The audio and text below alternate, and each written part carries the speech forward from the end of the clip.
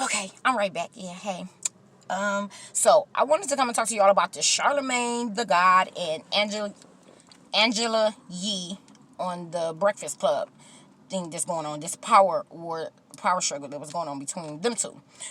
DJ Envy is really not about him. It's more so between Angela Yee and Charlemagne. And this is what's going on up there. Because if y'all been watching interviews, specifically the Nene Leakes interview, where Charlemagne basically was throwing shoot bombs basically at Angela Yee and DJ Envy. And what I mean by that is he made the statements on there about his contract is up in December, so he don't have to quit.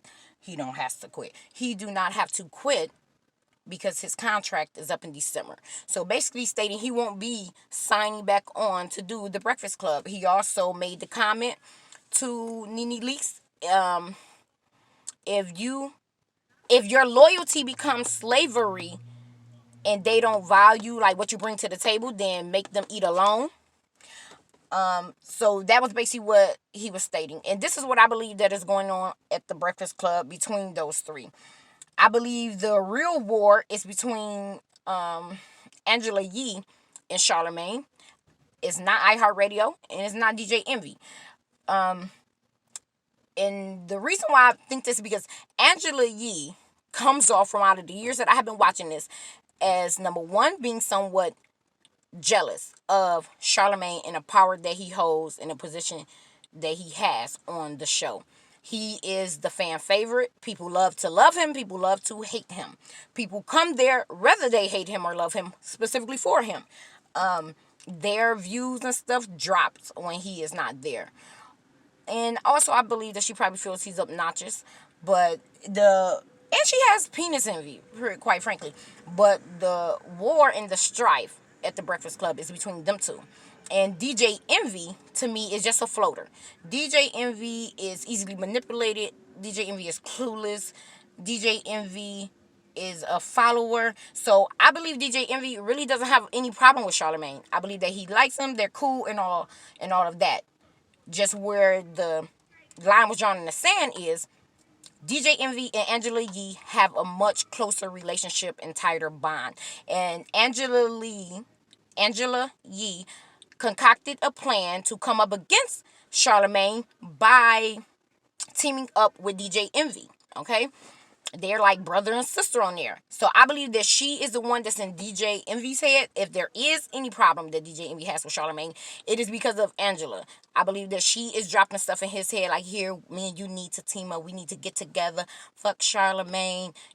Stuff like that. And I believe he just like, oh, okay, cool. He riding with it. She could even be manipulating him as far as the fact of saying like, lying to him saying Charlemagne is doing this type of stuff behind your back or behind our backs or doing this to us. And I believe DJ Envy is the gullible type that'll be like, for what? For real? He doing what? Yeah, you right. Yeah, fuck him. We got, like, that's just how I see him. I'm sorry. That's what it is.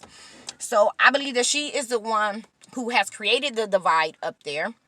And I believe that she has pulled DJ Envy over to her side. And they're not going to survive without him. Some years ago, Charlemagne, as we know, was venturing out, doing his own shows, getting other deals, create him a nice little nest egg and different avenues of money streams and branching out. And I believe that is when Angela Yee and DJ Envy decided they wanted to be smart, do the same thing, which is why they went and said, here, we need to put our heads together, come up with a way for us to still make money from outside of this, because maybe we won't be so well off and safe if we don't. Because if you pay attention, in the last few years, that is when DJ Envy really started DJing more outside of the Breakfast Club. Them two both decided to go in business together with the juice bars. Them two decided to come here in Detroit, get them some real estate and stuff like that to make sure that they secure other bags outside of the Breakfast Club.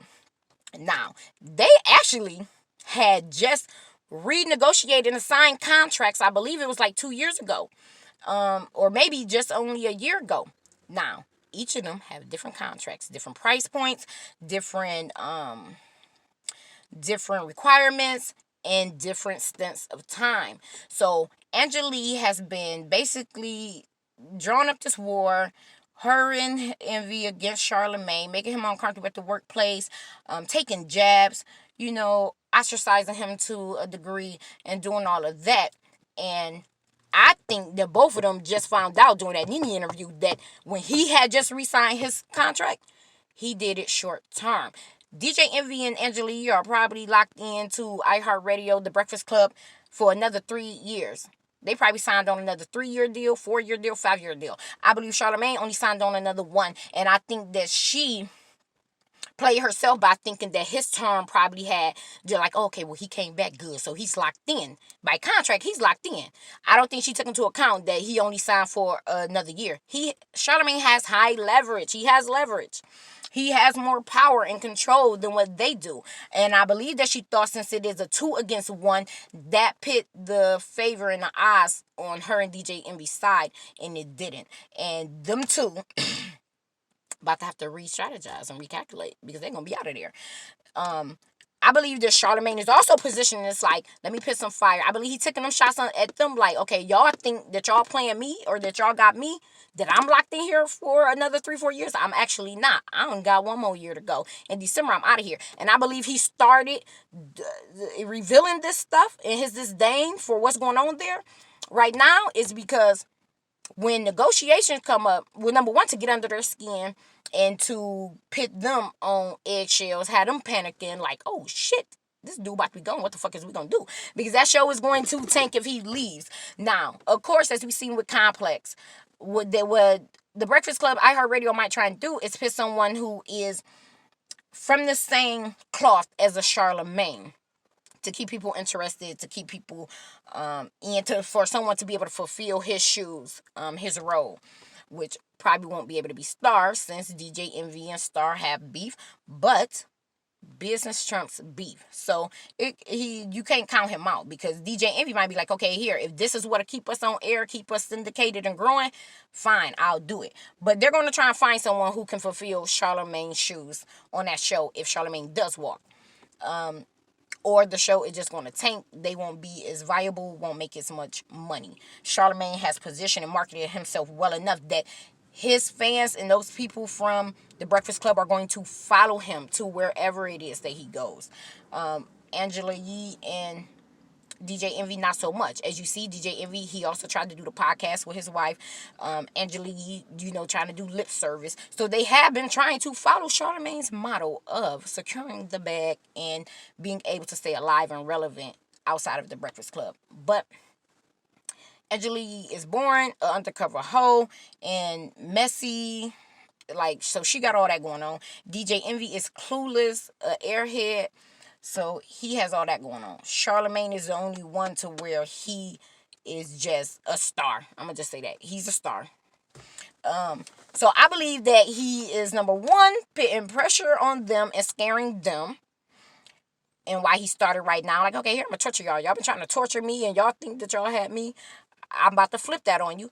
And I believe that he set it up and doing it this way for iHeart. If he decides to stay, trust me, his bag is going to be impeccable. He's probably going to be getting even double what he's getting right now. And I bet you he's the highest paid out of all of them on iHeartRadio. So he's positioning it like that to where he's putting pressure on them. Like, yep, I'm out of here. Y'all better figure something out. And also leaving the door open to where they might begin to change their behavior, begin begging him to stay, and trying to stroke him. But iHeartRadio will also try to do the same thing. So he's going to win regardless of how it goes. If he leaves, he wins.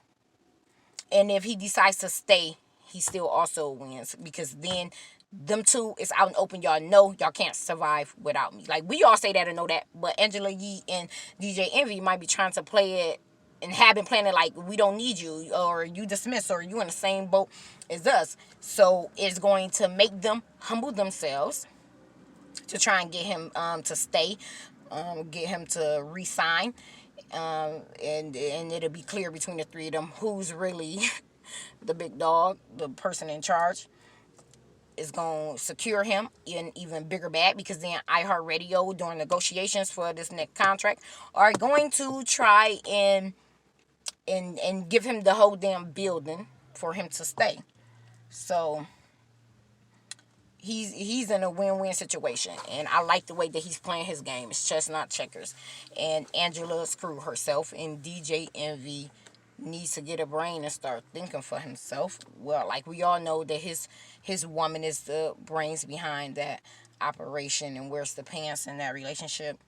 And Angela Yee serves as a second control figure in DJ Envy's life. It is first his wife, and then it is Angela Yee who controls him.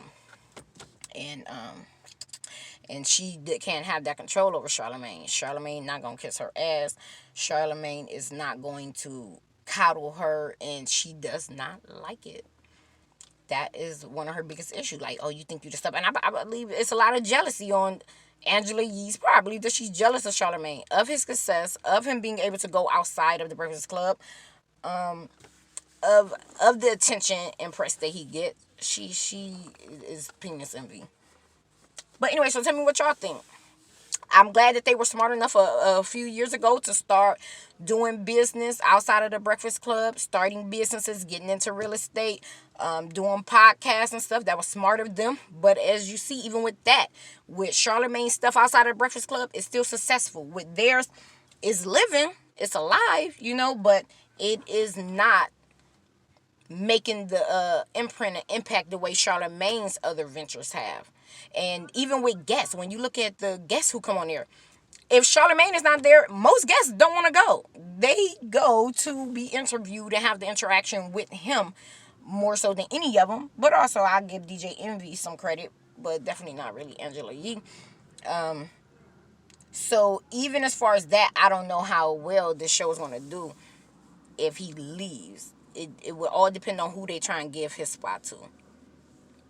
Because even, like I said, even the other celebrities come to be interviewed by Charlemagne. Even the viewers do not be interested in watching if Charlemagne is not on. Everybody already be looking at like, damn, it's about to be a boring ass day. You know what I'm saying? And they be kind of happy and trying to show. They be kind of happy about the fact that he's not there, because they feel like, okay, he steals the spotlight. He steals the energy from out the room. But it's not that he's stealing it. It's just that he is the energy in the room. And I really don't care for Angela Yee at all. Like, even outside of this, I'm just talking about as being a listener, a fan of the show and listening to the show. I really don't care for her. She is, I just don't care for her. I'm not even about to give the reasons why, but I don't go to the Breakfast Club ever wondering like, okay, what's Angela Yee got to say today? No. And I don't miss her when she's gone. Only one who I miss when they're gone is Charlemagne. But anyway, give me your thoughts.